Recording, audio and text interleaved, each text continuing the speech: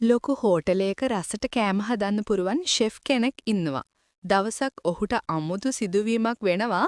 ඔහු දවසක් කෑම හදලා වේටර්ට කතා කරලා කෑම ටික අරගෙන යන්න කියලා. ඔහුත් ඊටාම සතුටින් කෑම ටික අරගෙන ගිහිල්ලා මිනිසුන්ට දෙනවා. ඒගොල්ලෝ දුර පළාතක කට්ටියක්.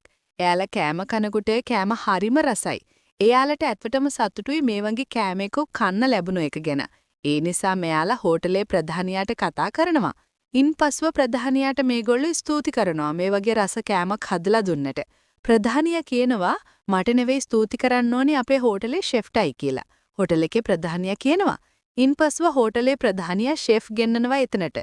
ඊට පස්සේ මිනිස්සුන් හරිම hinamusu මුහුණින් ඔහුව සතුටු කරනවා. ඔහුට ගොඩාක් සතුටුයි. ඉන් අනතුරුව ඔහු නැවතත් රස කෑම හදමින් කාලය ගත කරනවා.